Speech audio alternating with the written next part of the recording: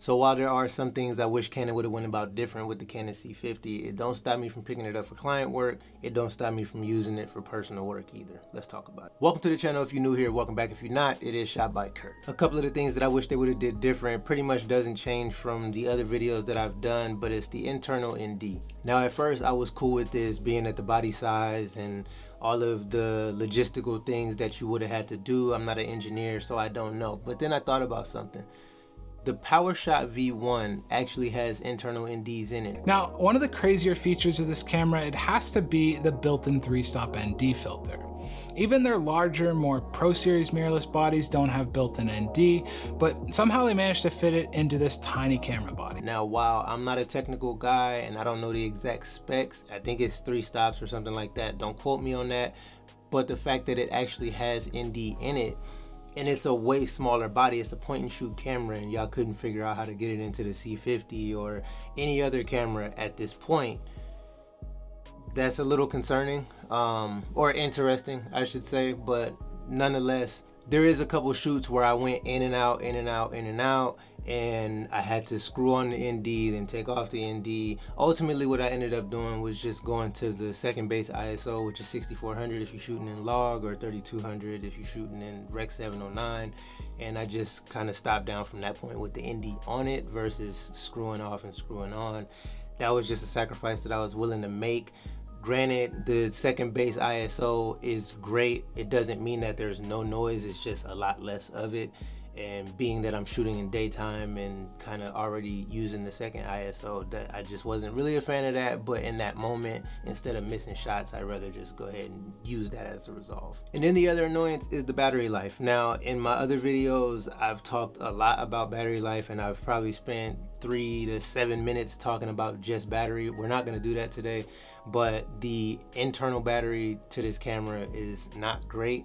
I know that there's the fan and, you know, all of the different things. If you're shooting open gate, you're shooting 7K, all of these different factors that, you know, a lot of battery draw to it. I don't know how they could have went about it different without making the body bigger, so that's why I try not to complain too much about it. Now, for context, when I do my production work, I pretty much rig it up and I never have to worry about battery.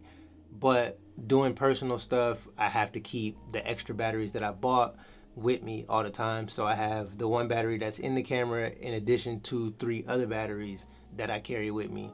And if you don't cut the camera off, that battery is gonna die within 30-40 minutes if you just kind of let it sit. So it's not like a regular mirrorless camera where you can just kind of walk around and not turn it off. You have to turn this one off.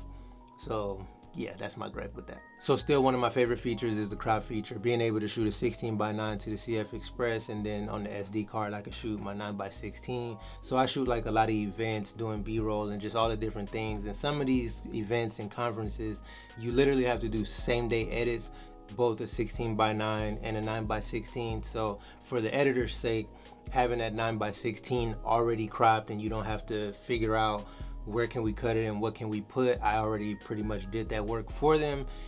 I enjoy that a lot. And then just when I shoot content, sometimes, you know, I'll use the 9:16 based off of what I shot.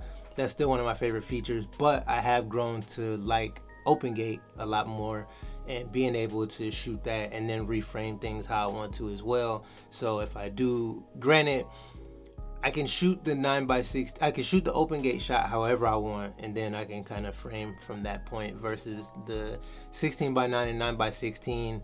If I don't frame right in certain points at a 9:16, then it's kind of off, and then I eventually have to go back and still crop into the 16:9. But like I said, I've grown to kind of like the open gate. Now, is this something that you need? Absolutely not. I still don't think people need it, but I guess it also depends on like what you actually do. It shoots 7K, it does 3 different versions of raw, light, standard, and high quality. Open gate, dual recording, crop feature. The top handle, I love the top handle, especially with the record button up top and the kind of rubber grip that's up under it, so it makes it pretty comfortable to use. Before I forget, let me address this right now. The lack of IBIS, notice I didn't mention it because it's not that big a deal to me.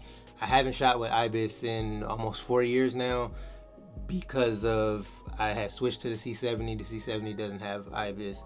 This doesn't have IBIS, and I knew that when I bought it. That was not a deal breaker at all. And notice I did not mention that as one of the annoyances. But for people that may be looking into buying this camera, it does not have IBIS, and that may be something that you want to take into account if you are used to shooting with IBIS, or you don't use gimbals a lot and you do a lot of handheld footage. Me personally, I like the natural sway and rock of just like handheld minus the IBIS. Now, in most cases, I still do have the IBIS from the lens because I'm using the 24-70 or the 70-200 when I do events, but in body stabilization was not a big deal for me, but I do enjoy the little bit of stabilization that I get from using the 24-70 or the 70-200. So another thing that I want to talk about that I don't want to forget is when I first got the camera, I had the complaint of, placing the monitor with the mic mount. At this point, I don't use the mic mount. There's a small rig mic mount that I use on the shoe of the cage that kind of sits off to the left side, my right, but the left side of the camera, and I'm able to put my XLR there and then swing the XLR cord around to the top handle so I can still get my super high quality audio. Worst case scenario, if I don't want to do that with the mic and kind of be better with cable management, then I can use like just the Rode Video Mic Go, and put that into the mic terminal on the side and do that. And I do that for majority of the shoots, but when it's something where I know dialogue is probably going to be a part of it, like doc style stuff where I really need that quality, then I'll go with the XLR, and I'll still run the XLR on the left side. The only thing that it will cover is on the top handle. There's a little flap that you can adjust your audio. That's about the only thing that it blocks, but that's not a big deal because I have my audio already dialed in. So I love my Canon C50, but there's sets that I end up on where I need SDI. This doesn't have SDI. So if you're a high level shooter, this is probably not even a conversation for you because you're probably not gonna buy this. You may buy it for a B cam or a crash cam or something like that. But me, I'm just now moving into like real documentary type stuff.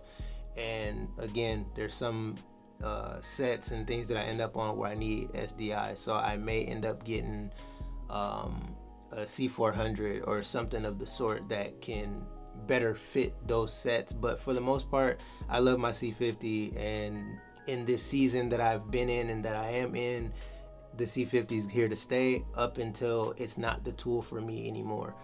At the end of the day, all of these cameras are tools, and right now this is the tool that best fits what I do, my run and gun lifestyle of events and now documentaries, and I can get away with it. But before I get to rambling, man, like and subscribe for the good vibes.